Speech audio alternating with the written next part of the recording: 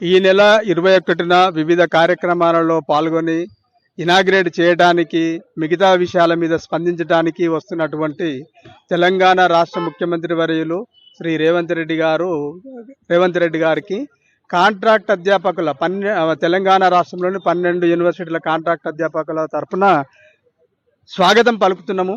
ఎందుకంటే మా సమస్యలను అన్నింటినీ సానుకూలంగా స్పందిస్తూ గతంలో మేము ఏప్రిల్ నెలలో 11 రోజుల సమ్మె చేసినప్పుడు వీసీలందరూ వ్యతిరేకించినప్పటికీ కూడా ఒక్క సీఎం గారే కల్పించుకొని వీళ్ళ సమస్యను మనం పరిష్కరించకుండా రిక్రూట్మెంట్కు వెళ్ళడానికి లేదు కాబట్టి వీళ్ళు ఎంతమంది ఉన్నారో అన్ని పోస్టులు పక్కన పెడుతూ వీళ్ళకి కావాల్సినటువంటి ఏదైతే స్కేల్ ఉన్నదో అది బేసిక్ పే కానీ లేకుంటే యాన్యువల్ ఇంక్రిమెంట్ కానీ డిఏహెచ్ఆర్ఏ కానీ వాటన్నిటితో కూడినటువంటి యూజీసీ పే స్కేల్స్ మనం వాళ్ళకి పే చేద్దాము, దాన్ని ఎగ్జామ్ చేయమని చెప్పినారు. కాబట్టి అది ఇప్పటి వరకు నెరవేరలేదు.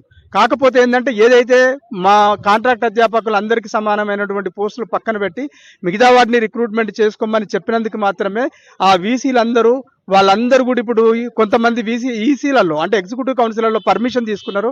మా పోస్టులు పక్కన పెడుతూ మిగతా వాటికి ఖాళీలకు మాత్రమే రిక్రూట్మెంట్ చేయడానికి వాళ్ళు ప్రయత్నాలు చేస్తున్నారు. ఆల్రెడీ పర్మిషన్ తీసుకున్నారు.